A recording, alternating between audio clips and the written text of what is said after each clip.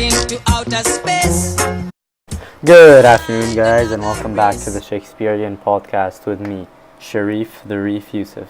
Today's topic is going to be focused on the real-world context that the theme appearance versus reality has in the modern world we live in today. So let's get right into things, ladies and gentlemen. So the theme of appearance versus reality is one that is obviously so abundant in the worldly renowned play Hamlet by William Shakespeare, to the extent that it is infinitely relevant to the plot and the characters within the story.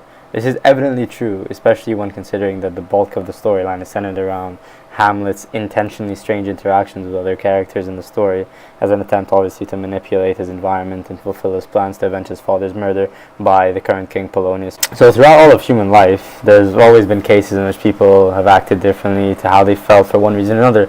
People often act a certain way in order to be viewed by those around them in a certain way, one that they would like to be portrayed as. For example, Hamlet was very rude to characters like Ophelia, even though he was in love with her, we find out later on in the play, in order to convince Polonius and King Claudius that he had gone mad. So essentially what we're going to be doing going forward here is we're going to be observing 5 selected quotations throughout the play and making connections to the situations in everyday life of humans. So obviously these quotations are going to be focused around the theme of appearance versus reality, which is obviously not going to be too hard to find because it's literally everywhere in the book, guys. So to start off with, one quote that we could take a look at that really portrays this idea of appearance versus reality is at the start of scene 2 from line 1 basically, where King Claudius says, "Thou yet of Hamlet our dear brother's death the memory be green, and that it is benefited to bear our hearts in grief and our whole kingdom to be contracted in one brow of woe."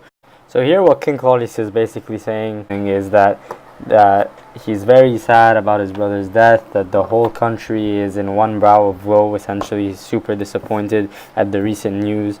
And overall, later on throughout the story, and from what the ghost tells us, we know that he himself had actually murdered his own brother. And so here you can kind of see him putting on this act, this facade, if you will, trying to explain to everyone that what has recently happened was so dreadful, so horrible, and that he's so sad about it. But the reality is that he was the one who actually convicted this murder. With that being said, when we ask ourselves, so okay, how does this really relate to the real world? Well, in the real world, what people tend to do is that they let others around them know what they want them to know in order to dictate their relationship and how they're perceived by others. So the next quote I think we should touch on is in Act 2, Scene 2, after King Claudius welcomes Rosencrantz and Guildenstern, basically explain to them that, hey, we want you to talk to Hamlet, see what's really getting him down. So on line 30, Guildenstern says, "But we both obey, and here give up ourselves in the full bent, to lay our service freely at your feet, to be commanded." Agreeing and letting the king and queen know that they are more than willing to partake in whatever it is that they want them to do. This obviously relates to the idea of appearance versus reality, because Rosencrantz and Guildenstern, 2 former friends of Hamlet, are basically agreeing to almost spy on him in some way for their own benefit, as the king and queen are going to reward them. And so this example relates to the real world, because in this case you kind of see people agreeing to alter their personality, alter their ways and their morals in order to get something that they want, which is something we see so often in the real world. So the next 2 quotes are both within Act 3, Scene 1, where basically Polonius and King Claudius agree to fabricate this conversation between Hamlet and Ophelia in order to see the real reason why Hamlet is acting so crazy and whether or not it is because of his love for Ophelia. So the first quote is on line 29, where King Claudius says, "Sweet Gertrude, leave us too, for we have closely sent for Hamlet hither, that he, as it were by accident, may here affront Ophelia. Her father and myself, lawful espials, will so bestow ourselves that, seeing unseen, we may of their encounter frankly judge and gather him as he is behaved, if it be the affliction of his love, or know that thus he suffers for." The next is on line 66, where Hamlet says, "Haha, are you honest?" Ophelia responds, "My lord." Hamlet, "Are you fair?"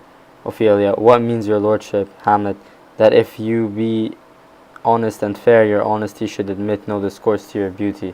In one, King Claudius and Polonius are basically fabricating a conversation for their own benefit, and obviously making Ophelia appear a certain way. And then Hamlet, having anticipated that this is the case, is appearing in a certain way as opposed to the reality. He's trying to appear more crazy, more mad, more rude to Ophelia than he would normally be, as an attempt to disrupt Polonius and King Claudius's plan. So again, we can see the connection to real life, as both characters are trying to act a certain way or appear a certain way to one another in order to get a reaction.